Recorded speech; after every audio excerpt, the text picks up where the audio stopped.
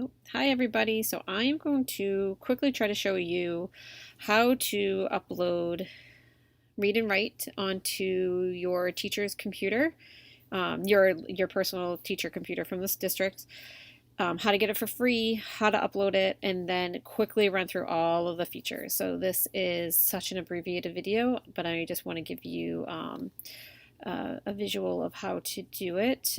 And here we go. So first thing you're going to do is going to go into your Google Chrome. You're going to type in read and write for teachers. So I've gone multiple times, so it pops right up. So that first link, text help free for teachers, you're going to click into that. When you scroll down, you're going to pick your product, which is Read and Write. You're more than welcome to try Equatio as well. That is a math program to allow students to complete math work on the computer. It's not perfect, but I definitely recommend you guys all download Read and Write. So fill in the form, work area. I just recommend you put in general ed teaching, no matter what class you teach.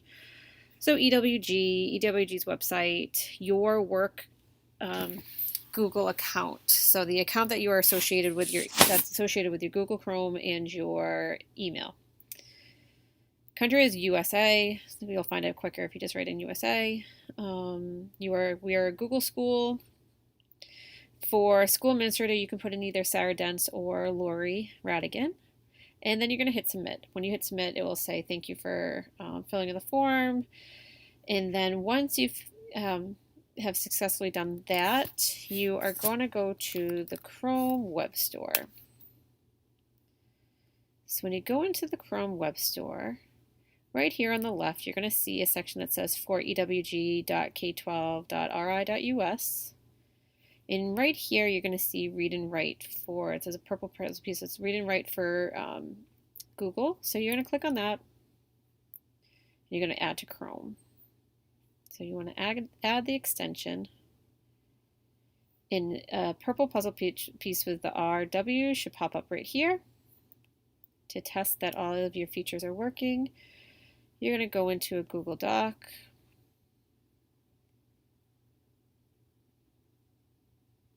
And once everything loads, it usually takes a couple seconds for everything to load.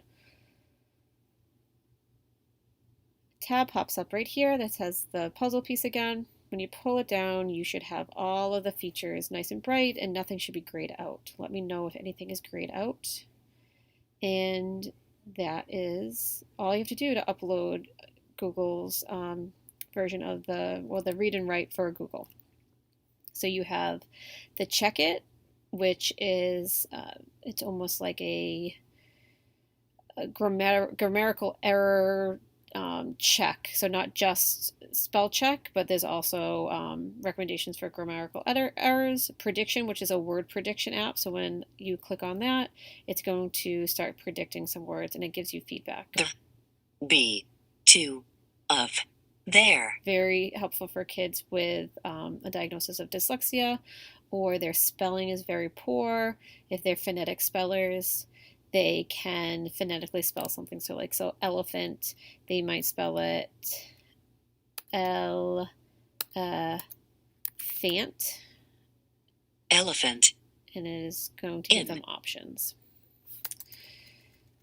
So I'm going to turn that off.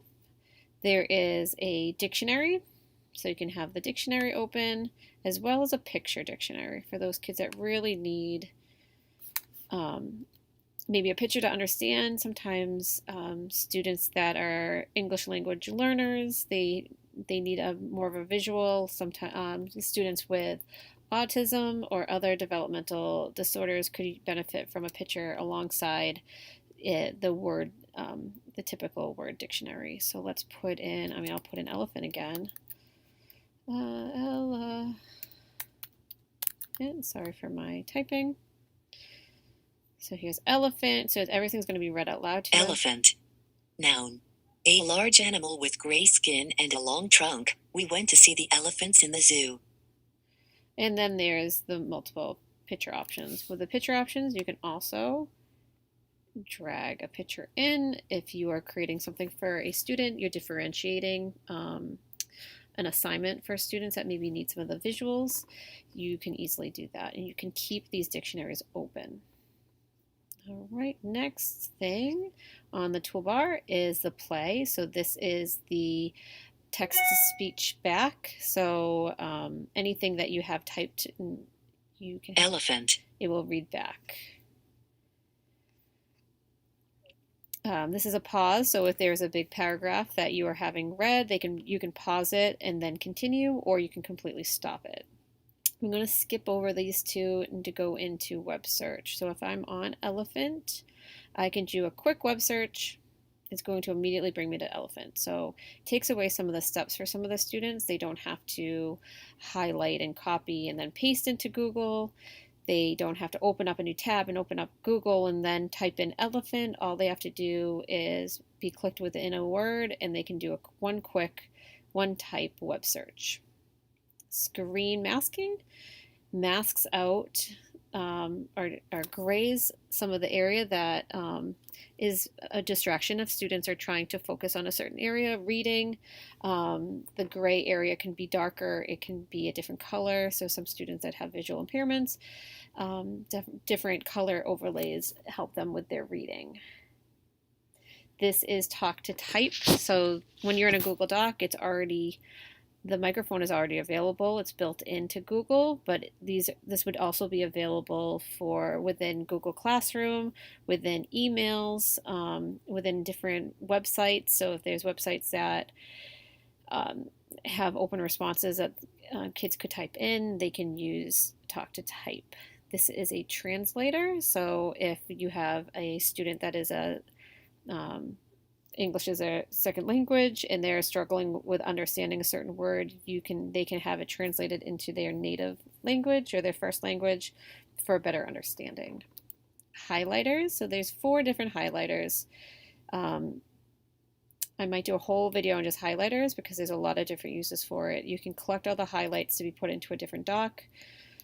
You can create vocabulary lists from words that have been highlighted within a document. So that is like a whole bunch of tools that I could do a whole nother video for, and maybe I will so that I can keep this one a little bit shorter. Voice notes is you yourself could put a voice note into students' work to give them feedback if they are struggling with understanding some of the written notes that you can write. So instead of written comments, you can leave some voice notes.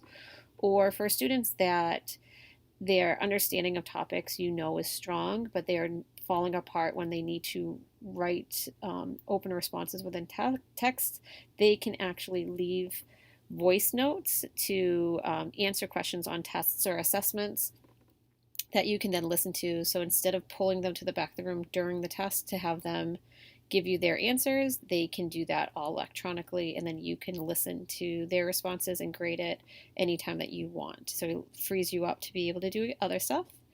And then the last one is practice reading out loud. You can put a passage into a Google Doc or select a paragraph passage from a website. If you highlight it and then you press this button, it pulls you into a new tab where students can record themselves reading. They can listen back to themselves reading that paragraph so they can hear their own reading, but they also can then send it to you and it will record how long it took them to read that certain passage. So if you're working on students' fluency, this is a really nice tool. So that was the quick rundown of read and write. Please let me know if you have any questions. Thanks.